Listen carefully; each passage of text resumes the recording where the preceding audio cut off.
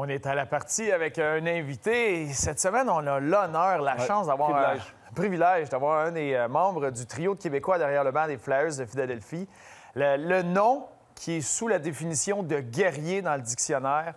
On a notre ami Yann Laperrière. Salut, mon Yann! Salut les boys, merci de m'amener à votre super show. Bien content de vous jaser aujourd'hui. Tu es présentement dans ma ville d'adoption, Pittsburgh, et au Fairmont. Vous avez joué un match hier. Comment ça va avec les Flyers présentement? Ça va correct. On avait gagné nos 3 derniers matchs avant de jouer les Pingouins hier. Puis comme tu le sais, Max, c'est nos plus gros rivaux. Puis un petit peu déçu de notre performance. Là. On n'a pas bien joué. Puis, mais la bonne nouvelle, c'est qu'on les joue 2 autres fois. On les joue demain, puis on les joue samedi. Puis on va avoir le temps de se reprendre. Mais overall, là, on a passé par le COVID. On a perdu 6 de nos meilleurs joueurs pendant un petit bout de temps, pendant 2 semaines et plus. Mais là, tout le monde est revenu. Puis on va remettre tout le monde sur le chemin. Oui, tu l'as dit, vous avez frappé de l'adversité là, avec le COVID, puis c'est pas évident, là, tout ce qui se passe, tout ce qui vient de l'extérieur avec ça. Mais là, dans votre dernier match, il y avait des spectateurs, il y avait des gens sur place. Est-ce que ça donne une lueur d'espoir, un retour à la normalité?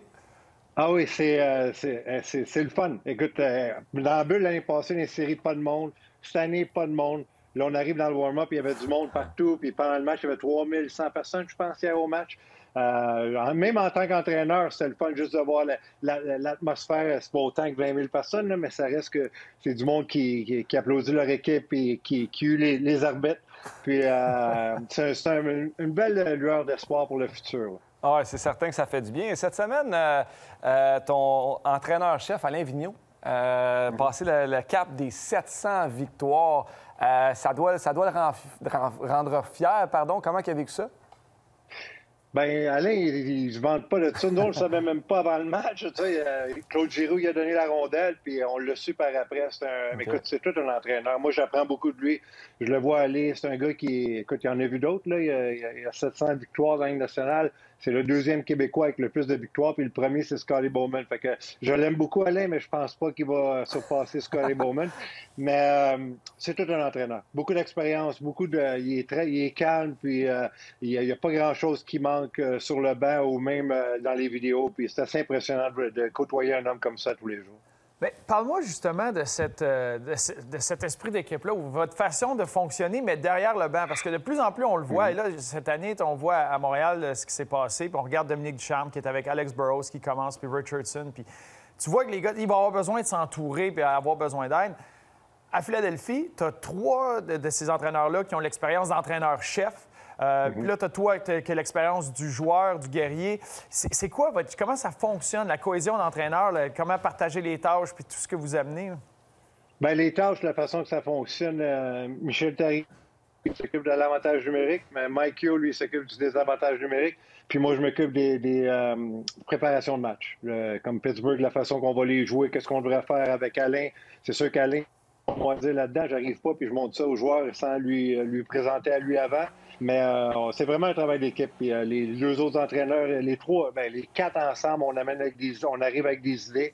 Mais le gros du pre-scout qu'on appelle, c'est moi qui le fais. Puis eux, ils s'occupent des unités spéciales. Mais en fait, pratique, on a tous nos drills qu'on a eu. Les entraîneurs en chef, ils ont le drill camp, puis on les met tous ensemble. Puis c'est vraiment un travail d'équipe. Puis encore là, cette année, c'est mieux parce qu'on a appris à se connaître. Moi, je connaissais Alain puis les 2 mecs de réputation, puis allô, mais travailler ensemble puis être ensemble à tous les jours, c'est quelque chose qu'on a appris à se connaître. Puis cette année, je trouve qu'on a une meilleure chimie qu'on avait l'année passée. Ah, bien, connaissant Alain un petit peu, toi un petit peu mieux, Michel Therrien quand même très bien, et Yosi qui m'a coaché aussi à Pittsburgh, je peux voir que ça doit être la fun présentement, coacher pour les Flyers de Philadelphie. Est-ce que Yosi a appris un petit peu de français? Ouais, pauvre gars. Je me sens mal parce que on est 3 Québécois. Là, que quand on commence à parler, c'est en français. Mais Yosi, ça fait longtemps qu'il est avec Mike Therrien. Il doit connaître tous les sacs au monde. Vous le savez, les 2 boys. Puis, mais il comprend plus le français qu'on lui donne crédit. Mais on essaie de switcher en anglais le plus qu'on peut. Là, pas, on veut amener, même avec notre entraîneur des gardiens qui est anglophone, lui aussi, on essaie de garder ça en anglais le plus possible. Oui, parce que j'écoutais c'est Sean Couturier, un petit peu, il parlait, il disait, tu sais, quand Alain Vigneault allait réprimander un joueur, il va y parler en français parce que c'est sa langue natale, c'est naturel, le joueur va mieux comprendre. Donc, un Québécois, ça. Un Québécois, à Sean Couturier, pas tout le monde. Il apprend en français. Je peux voir Michel aussi lâcher des petits sacs en arrière du banc, hein, des fois. Ouais? Des fois, ça arrive, ça arrive.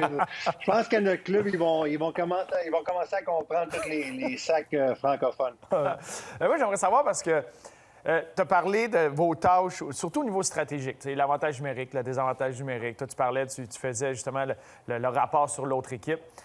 De plus en plus, on entend parler, puis à Montréal, c'est actualité là, avec le changement d'entraîneur. On parle de communication aux joueurs. On parle d'enthousiasme. Alex Burrows, c'est une des choses qui l'amène ici. Est-ce que dans le fait de partager ces tâches-là ou justement de donner les directives à tout le monde, est-ce qu'il y en a un de vous quatre qui c'est un peu plus dans ces tâches, l'enthousiasme qui mène à la chambre ou la communication ou aller avoir des conversations ou ça vient de chacun de vous? Bien, on a toutes nos forces et nos faiblesses, là, comme tout entraîneur. Moi, vous me connaissez, boy, c'est ma personnalité. Je suis un gars qui essaie de rester positif le plus possible. Puis, en tant qu'entraîneur, c'est pas tout le temps facile. Par contre, les boys, je ne vous mentirai pas, là. Mais j'essaie de garder ça positif. Ça fait 11 ans que j'ai pris ma retraite, mais il y a des gars encore dans l'équipe comme Giroux, JVR. J'ai joué avec ces gars-là. C'est des gars que je connais. Puis, je connais la nouvelle génération. Puis, je sais que de la façon qu'on a été coachés, nous autres, les boys, là, on ne peut pas coacher les jeunes d'aujourd'hui de cette façon-là. Moi, Mike Keenan, c'était mon premier entraîneur. Là. Je peux te dire que Mike Keenan coacherait les joueurs d'aujourd'hui, ça ne fonctionnerait pas. Puis ça, je suis assez intelligent pour le comprendre, puis j'essaie de m'ajuster avec ça. Tu peux-tu peut-être expliquer pour les gens à la maison la différence, justement, des joueurs? Comment que c'est plus... ça peut peut-être prendre un petit peu un processus plus longtemps. Les joueurs, on dirait, veulent tout de suite aussi. Pour moi, c'est ça la grosse différence. Là. Ils veulent que le succès tout de suite. C'est quoi pour toi la grosse différence entre des joueurs comme toi et moi et Bruno et maintenant les jeunes, peut-être?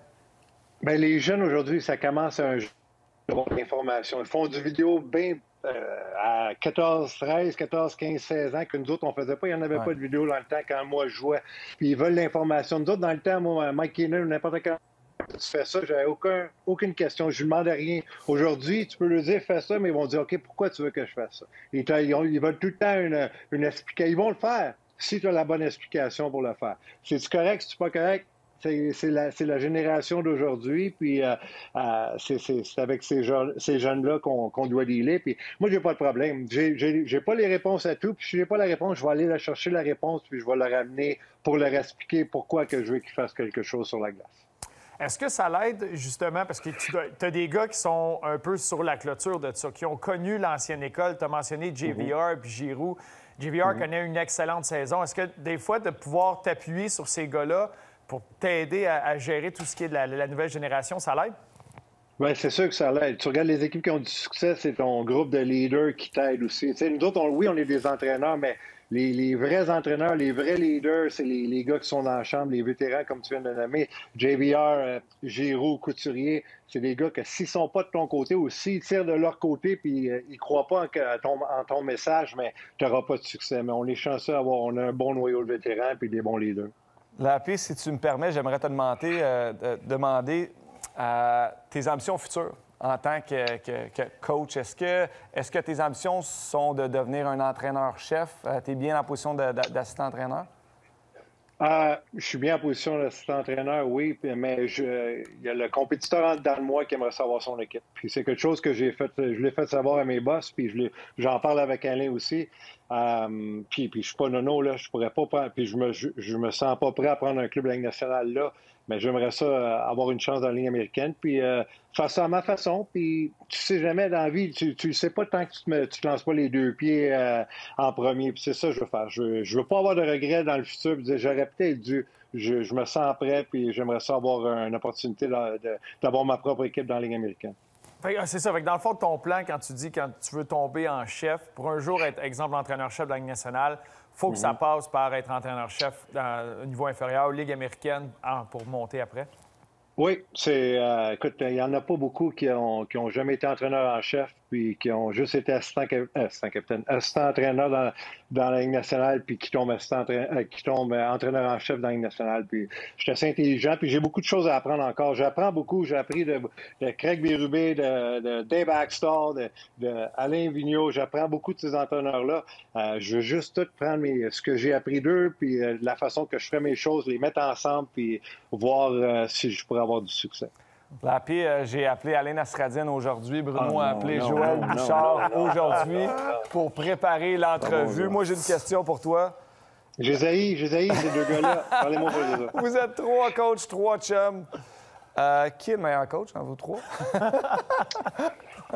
Qui est le meilleur coach? Les deux, c'est des entraîneurs en chef. Ils ont eu l'expérience des entraîneurs en chef, Alain puis Joël. Puis ils ont le qualité, puis ils ont le faiblesse comme tout le monde, mais c'est tous des entraîneurs. Moi, Joël, il y a de la drive, il y a une structure alentour de qu'est-ce qu'il fait. Il n'y a jamais rien de laissé au hasard. Puis c'est la même affaire avec Alain. C'est deux entraîneurs qui travaillent beaucoup. Puis ça, c'est une chose que les joueurs, en tant que joueur, tu réalises pas comment que tu travailles en tant qu'entraîneur, des petites choses qu'on voit pas, qu'il faut que tu fasses sur vidéo, puis il faut que tu te prépares. Ces deux hommes-là, ils ont pas peur de mettre la main à la pâte puis de travailler, puis c'est ça la plus grosse qualité. Puis écoute, Joël, il a coaché junior, il a été directeur général de l'Équipe Canada, il a été directeur général de l'Armada, il est entraîneur-chef de la Ligue américaine. Alain il était assistant coach à New Jersey pendant des années. Il a mangé son pain noir dans la Ligue américaine pendant des années avec Heinz pour Wilkes-Barre. Ils ont des qualités, puis ils ont du vécu, puis c'est pour ça qu'ils ont du succès comme ils ont en ce moment, puis ils vont juste avoir du succès dans le futur. On faisait des blagues, justement. On a jasé avec Joël Bouchard plus tôt cette saison, puis on faisait des blagues que dans ses temps libres, lui, il apprenait le ukulélé, puis le chinois. Il a tellement... il en fait tellement, il dort pas, ce gars-là. Ouais. Il n'y a pas grand temps libre en ce moment, là. Le gars avec le Rocket en ce moment, puis ils sont juste deux entraîneurs, fait qu'il est pas mal occupé, le Butch. Ah ouais. Il y en a plein son assiette, ça, c'est sûr. Mais il a eu le temps de nous donner un peu d'informations sur toi, parce qu'on connaît Yann Laperrière, le guerrier. On connaît Yann Laperrière, la machine de hockey. Mais ce que je savais pas de toi, c'est que t'es un méchant bon cook. Tu fais des biscuits, pas de sucre. Il est tata, lui. Ah, je suis capable, là. Allez, moi. Je suis un craqué dans la vie, là. Même là, je le suis encore, mais je l'étais pas mal plus quand je jouais. Puis je cherchais tout le temps pas le secret, mais je voulais perdre du poids un peu. Puis je m'étais fait une recette à moi-même de biscuits, mais pas de sucre, pas de gras, pas rien. Fait que je peux juste vous dire, les gars, que le biscuit, il avait pas l'air d'un biscuit. Fait que Joël n'avait essayé un, puis ça n'avait pas passé. Écoute, tu parles, tu étais un gars très discipliné. Quand tu jouais, même ça, je pense que ça s'est continué aussi après ta carrière. Parle-nous un peu de ta passion pour le fitness, l'endurance, les courses. Tu as fait un Ironman, tu as fait des marathons. Est-ce que tu es encore là-dedans? Parce que ça fait un petit bout qu'on ne s'est pas parlé. Tu fais encore ça? Oui, bien, l'année passée, je planifiais faire peut-être un demi-Ironman, mais avec le COVID, ça a comme mis les choses de côté. J'ai eu des petits problèmes de santé, comme vous autres, les boys, après votre carrière, des petits bobos, tout ça, mais encore, la course, c'est quelque chose que j'adore. La course, le vélo, puis c'est quelque chose de... Je suis pas un gars qui fait de la méditation, mais moi, courir, comme là, après, quand je vais raccrocher avec vous autres, je prends mes souliers, il fait tellement beau ici à Pittsburgh que je vais aller courir sur le bord de la rivière. Puis c'est ma méditation, puis je m'en vais là, puis je décroche, je pense à mes affaires, puis c'est quelque chose que j'apprécie, que j'aime beaucoup. J'ai tout le temps aimé m'entraîner. Quand je jouais, Luc Robitaille, il me taquine tout le temps encore aujourd'hui. Il dit « Toi, Lappé, t'es un gars qui s'entraînait comme si tu jouais 25 minutes par game, mais t'en jouais 8. » Ça a tout le temps été en dedans de moi, puis je le regrette pas parce que c'est encore avec moi à 47 ans aujourd'hui. Puis ça, écoute, j'ai eu beaucoup de commotions dans ma carrière. Puis je pense vraiment que de m'entraîner, puis de me garder en santé, puis de pas prendre de poids, puis faire du cardio, ça aide beaucoup ma tête. Moi, je veux savoir parce que, là, tu viens de dire que tu t'entraînes très fort, mais il y a des moments où tu as besoin de relaxer, tu as besoin de décrocher. Et à chaque année, tu fais un voyage, justement, avec Joël et Alain. Ça fait 10 ans que vous faites votre petit voyage. Et il paraît qu'ils jouent des très bons tours sur ces voyages-là. J'aimerais savoir à qui tu donnes le trophée du meilleur joueur de tour et un exemple qui se raconte bien à la télévision. OK, les boys, moi, j'ai une phobie des requins, OK? J'ai peur des requins quand je vais dans l'océan. Je ne vais pas souvent, là, mais je ne vais pas trop loin parce que j'ai une phobie des requins. Puis ces deux bozos-là, ils n'arrêtent pas de me taquiner. On est allé au Mexique il y a une couple d'années. Puis je me promenais, les autres, puis ils étaient partis tous les deux. Puis moi, j'avais resté couché en affaire comme ça.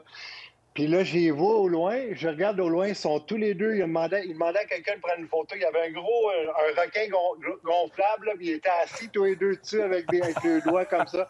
Puis je vous enverrai la photo, et si vous voulez regarder ça. Là, fait qu'ils ils riaient de moi dans mon dos. Là. Je regardais au loin, là, mais je les voyais prendre la photo ensemble pour rire de moi. Là. Non, c'est tout le temps des beaux voyages. Tu sais, les boys, vous le savez, vous êtes le parfait exemple, vos deux. Dans le hockey, on rencontre beaucoup de monde, puis oui, on a des coéquipiers, puis on est des amis, mais avec le hockey, nos vies se séparent. Mais ces deux gars-là, pour moi, c'est comme des frères, puis c'est des gars Alain, j'ai joué junior avec. Joël, on se connaît depuis qu'on a l'âge de 5 ans, on a joué au hockey toute notre vie ensemble, sauf junior puis la Ligue nationale. Mais c'est des amitiés c'est plus que des amitiés, c'est des gars que j'adore. Ben regarde, pendant qu'on est là-dedans, justement, Alain voulait savoir, est-ce que c'est vrai que tu perds seulement 200 $ au casino? Ah, lui, alors, c'est lui. Hey, qui met pas ça à moi, ça, c'est lui, ça. Lui, là, c'est ça. Le gros naze, là, quand on va au casino, parce que des fois, on s'accroche au casino, là, lui, il perd jamais plus que 200. C'est tout le temps 200, là. Il part, tu le sais, comme tu as joué avec, là, il peut avoir perdu, cheap. Whatever. Ouais, il est assez cheap, mais quand il mélange le casino puis la vodka, là, puis il est moins cheap un peu. C'est bon. Hey, mais Yann, moi, je veux revenir un peu sur ta carrière de joueur. Parce que très phénoménal comme chemin. Mais comme tout joueur, il y a des périodes que c'est plus dur. Il y a des périodes que c'est le fun, il y a des périodes que c'est plus dur. Tu as été repêché par les Blues de Saint-Louis. Et les premières années, en faisant le haut et le bas, puis là, en 95-96, tu joues avec les Blues, tu joues dans la Ligue américaine avec Worcester, tu es avec les Rangers puis avec les Kings. Comment c'était cette période-là pour toi? Est-ce que quand tu es arrivé à LA, finalement, la 4e équipe cette année-là, tu te dis, bon, enfin, je m'installe, ou tu étais pas sûr de ce qui allait se passer, puis ta valise, n'était jamais pas trop loin? Oui. Comme tu dis, j'ai commencé à Saint-Louis. J'ai commencé à Peoria, c'est le lockout en 94. J'étais allé à Saint-Louis quand la saison a recommencé. C'était Mike Keenan, mon entraîneur. Mike n'est pas tout le temps facile à dealer avec. Puis, on n'avait pas une super relation ma 2e année. Puis là, je me suis fait échanger aux Rangers de New York.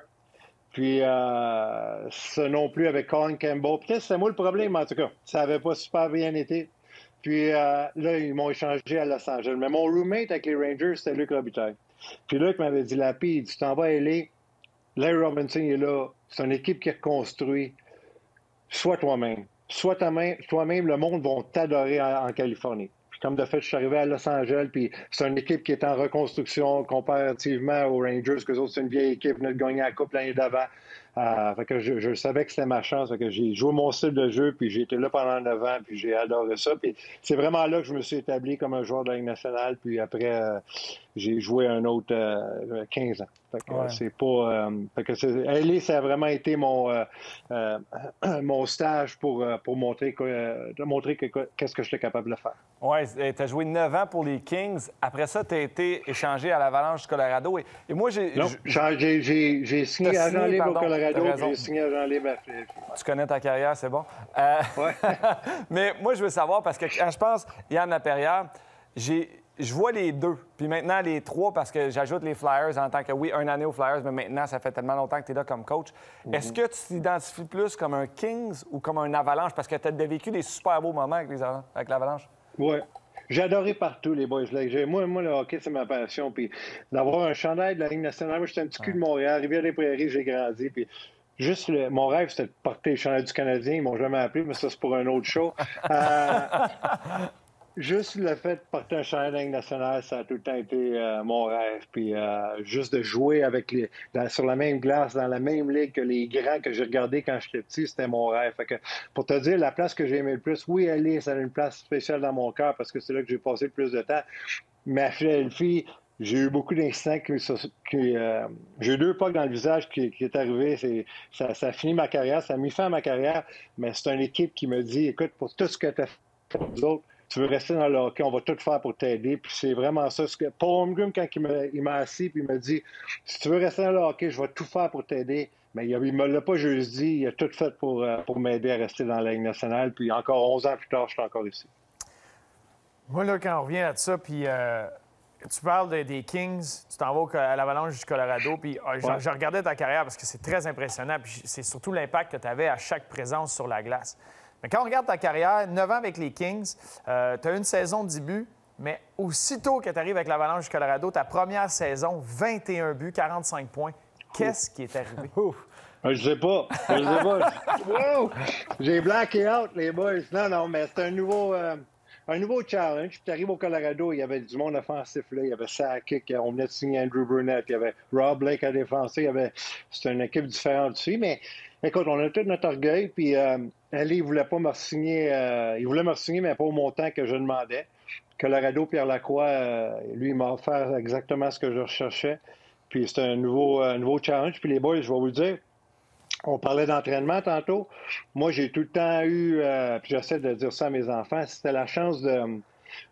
En anglais, c'est if you're willing, you got to be willing to do something that the guy next to you is not willing to do. Il faut que tu sois prêt à faire de quoi que le gars à côté de toi ne veut pas faire. Fait que moi, pendant l'année du lockout, parce que quand j'ai signé au Colorado, c'était une année de lockout, je me suis dit, m'entraîner plus fort. Moi, je le sais, j'envoyais des gars qui ne s'entraînaient pas, ils étaient sur le party, ils ne pensaient pas qu'on allait jouer, puis ils avaient raison, on n'a pas joué. Mais pendant l'année qu'on n'a pas joué, je me suis entraîné comme une machine plus que jamais. Je suis arrivé au camp d'entraînement, je flyais, puis vous le savez comme moi, les boys, quand vous flyez, tu as la confiance, puis tu construis ta confiance, puis ça a très bien commencé ma saison, puis je pense vraiment que c'est pour ça que j'ai eu une très bonne saison. Puis pour vous le prouver, les boys, l'année d'après, je pense que j'ai scoré 5 buts. Fait que je suis revenu à normal l'année d'après. Ben, c'est arrivé la même chose pour moi. Quand je suis arrivé, j'ai changé d'équipe des Pingouins aux Flyers. C'est la même chose. Tu as l'adrénaline et tout ça. Je m'étais bien préparé, mais tu as la pression de te prouver aussi. Tu sais, tu veux prouver au nouveau coéquipier que je suis capable. Je n'avais pas scoré 21, mais d'après scoré de 19. Puis Yann, t'en as scoré 8 la saison d'après. Sois pas si cinq, dur que ça. excuse-moi. T'étais bon, 8, c'est bon. Là. Mais j'aimerais noter, tu sais, on regarde tes statistiques, tu sais, au-dessus de 1000 matchs, 1083 matchs dans la Ligue nationale, mais quand on pense à Yann Laperrière, tu l'as dit, le guerrier, le coéquipier, le gars qui est le fun, qui est gentil, qui est un joueur peut-être d'intensité, un tough, parce que tu as battu des records de minutes de pénalité avec l'Avalanche du Colorado à tes années là-bas, mais Yann Laperrière a fait 140 points junior à 18 ans, 113 points après ça. Faut pas l'oublier, ça. Il a été capable de s'adapter pour faire sa place dans la Ligue nationale. Ça, t'es capable si vous voulez parler de ma carrière junior, les boys, allez-y, moi, vous donner un autre 10 minutes, il n'y a pas de problème.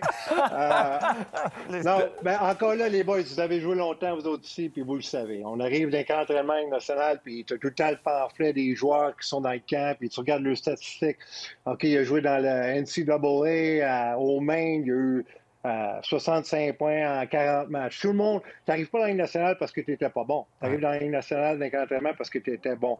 Mais moi, je me suis dit, j'ai réalisé à un jeune âge que je n'étais pas capable de faire 140 points en Ligue nationale. Il fallait que je sois prêt à faire de quoi que le gars à côté de moi n'était pas prêt à faire. C'est quoi? Bloquer des lancers, finir mes mises en échec. Ce qui vient avec ça, ben, c'est te battre. Tu l'as dit, je suis pas le gars le plus violent, mais je savais que c'est ça qui allait me garder dans la Ligue nationale le plus longtemps. J'étais prêt à le faire, puis je l'ai fait. C'est pour ça que j'ai le nez de ce côté ici, puis que j'ai plus mes dents. Oui, bien, justement, de ça, moi, j'aimerais savoir, parce que là, tu as accroché ta fin de carrière, tu as parlé aussi des Canadiens, on y reviendra, mais tu as parlé de ta fin de carrière, puis de la manière que ça s'est passé avec les deux lancers avec ton visage. Tu sais, quand on dit là, bloquer un lancer avec ta face, le gars est prêt à faire tout pour gagner. Aujourd'hui, est-ce que tu as un regret quand tu regardes ces images-là? Au zéro regret, Max. Je le referai demain matin. C'est des choses que...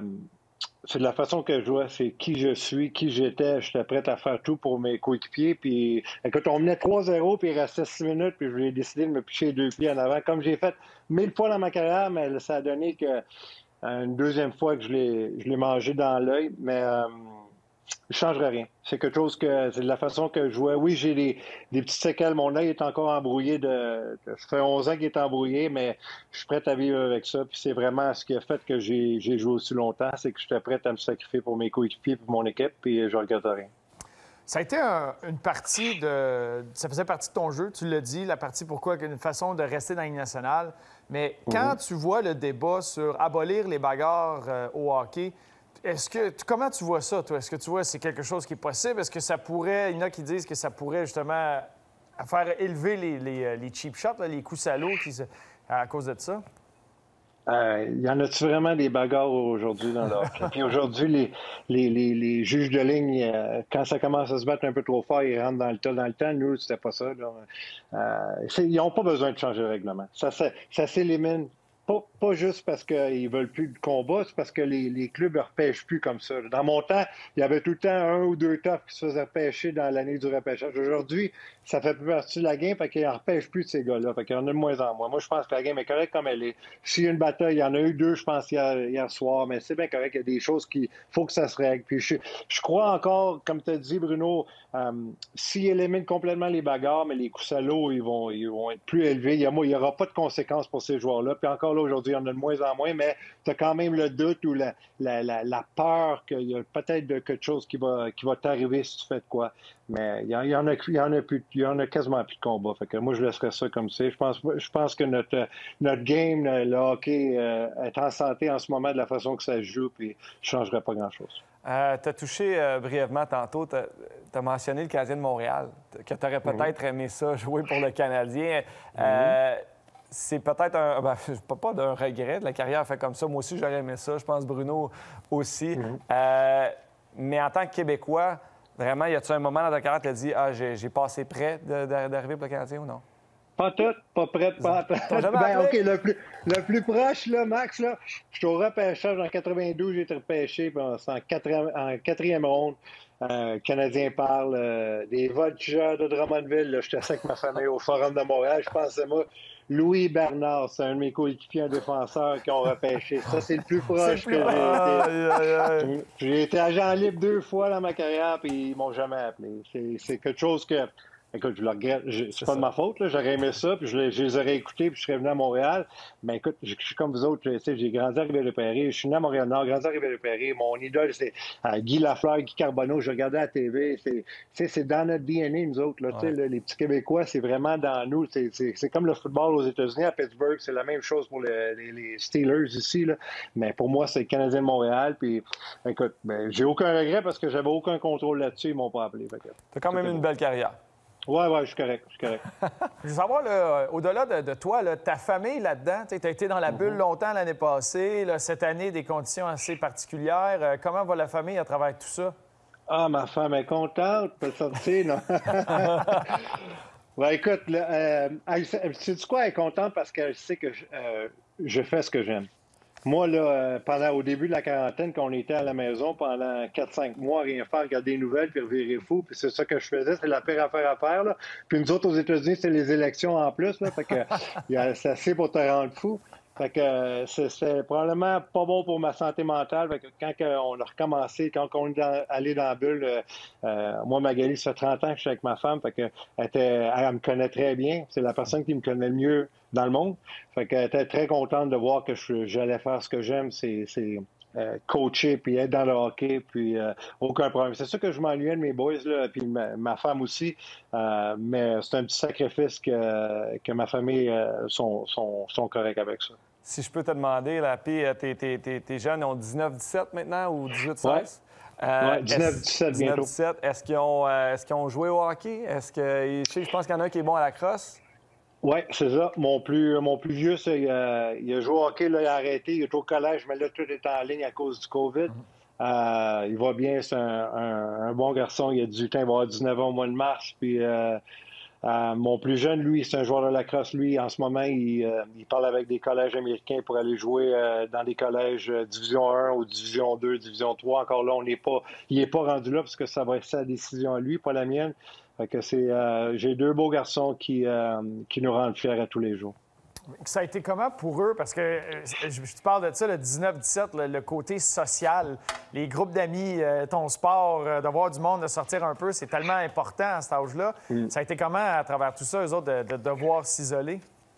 Bien, c'est dur. Moi, je me sens mal pour mon plus vieux parce que c'est son année de freshman year au collège. C'était sa première année au collège. Il était à 2 heures de chez nous. Magali, ma femme, est allée le porter, l'installer dans son appartement avec les photos des toutous. On a 2 toutous avec les photos de la famille, tout ça. Puis 2 semaines plus tard, moi, j'étais dans la bulle pendant ce temps-là. 2 semaines plus tard, il a fallu qu'elle aille le rechercher puis le ramener à la maison. Puis encore là, c'est une année qui a manqué, c'est une année où tu fais des amis, tu fais de nouveaux amis parce qu'il y en a des amis où qu'on reste, mais je me sens vraiment mal pour lui. Mais la bonne nouvelle, c'est que ça n'a jamais été un kid qui cherchait une job.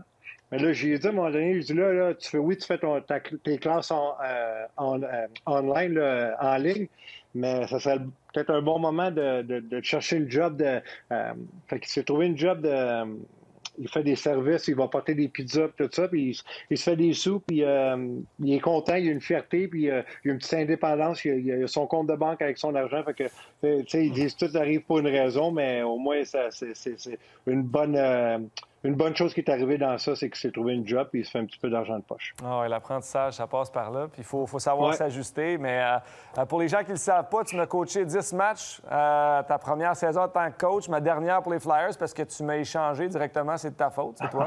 J'étais plus capable. Là. Je voulais que je coach. Là. Moi, Max Steinbach, je suis pas capable. Mais j'aimerais te remercier d'avoir pris le temps aujourd'hui. Vraiment, je te souhaite bonne chance. Take it easy sur mes pingouins en fin de semaine. C'est des blagues. J'ai été un Flyers aussi.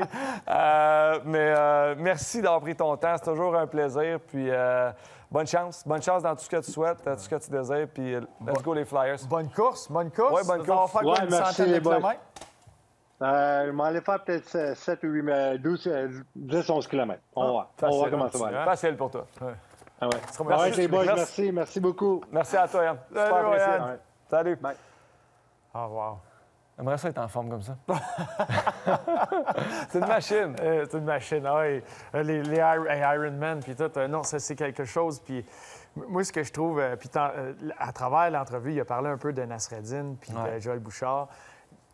Pour comprendre la relation d'amitié qu'ils ont ensemble, c'est particulier, c'est tellement le fun. C'est tout le temps de se picosser, mais de se pousser. Ouais. Puis, tu sais, pour avoir connu Joël Bouchard jeune, puis quand je le voyais interagir, puis après, on interagit au poker avec eux autres, puis tout, comme amitié, c'est quelque chose, tu regardes, wow, c'est ça que tu veux bâtir, parce qu'ils se challenge, ils se poussent, ils s'aident, mais il en manque pas une pour, pour se picosser. Moi, j'aimerais ça avoir un ami comme ça. Un jour, mais tu regarderas sur Google, des fois, il y en a... Tu peux en trouver un. Mais non, c'est ce que j'adore.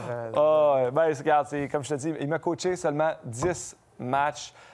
C'était sa première expérience en tant que coach, parce qu'il faut le dire, là, il a été joueur. Il a pris une année peut-être sabbatique. C'est partie du développement. Oui, exact. Pris soin aussi de sa santé. Puis il est revenu. Et tout de suite, tu savais que qu'il allait être un bon coach. Un gars, je ne vais même pas dire que c'est un player's coach. Un gars qui est intense. Il aime ça avoir du plaisir. Positif. Quand on parle d'expérience en tant que joueur, il a tout vécu, il a tout fait. On l'a dit, il a été un joueur de talent junior. Il a su s'adapter pour garder un rôle, mais souvent, Yann Laperrière, quand tu parles de lui, c'est un des meilleurs coéquipiers. Peut-être après Marc-André Fleury, mais non, mais un des meilleurs coéquipiers parce que c'est un gars qui avait du fun. Il se sentait privilégié d'être là. Quand il dit, moi, je suis juste fier d'avoir joué avec National puis d'avoir joué avec les grands que je regardais.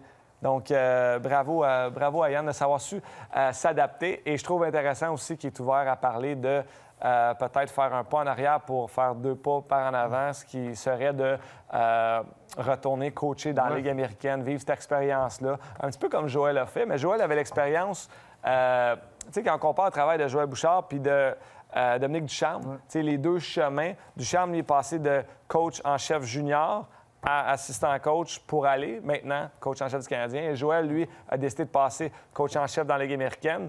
La différence entre ces 3 entraîneurs-là, c'est que Yann Laperrière n'a jamais été entraîneur-chef d'une équipe. Donc, pour lui, il se devra de retourner des mineurs pour justement jongler avec tous les détails que... Mais il le dit, par exemple, puis c'est ça l'expérience qu'il vit présentement. Il est en train de bâtir son livre. Il y a eu Craig Berube, le Chief. Ensuite, Haskell qui était là. Là, tu parles d'Alain Vigneault, Mike Yeo, qui est un des meilleurs au niveau stratégie, Michel Therrien avec l'expérience. Tu peux en prendre de chacun de ceux-là, tu bâtis ton livre, puis après ça, quand tu es prêt, tu pars, puis tu t'en vas, tu pars sur ton chemin à toi, puis tu t'entoures de ton monde. Là. Fait que c'en a un autre que j'ai l'impression que ça ne sera pas si long que ça avant qu'on le revoie en chef derrière un banc à la Ligue nationale. Complètement d'accord avec toi. Oui, mais ça a été un plaisir. Très intéressant. Un exemple à suivre, c'est Yann Ah, puis Laperrière. c'était fatigant de jouer contre. Il était tough, il était épeurant. Tu sais, quand un gars vient te voir, il a le nez comme ça ici, tu dis, lui, il doit s'avoir déjà battu une fois ou deux. Il peut te parler plus proche, vu que le nez, il est là, il ne dérange pas. Il peut vraiment te parler T'aurais en aimé face. ça? Non, des fois, quand il n'aimait pas ça, il venait parler de proche. Yann, t'es tannant. Alors, merci d'avoir été là et on se revoit la semaine prochaine pour une autre session balado, Max et Bruno. Pourquoi?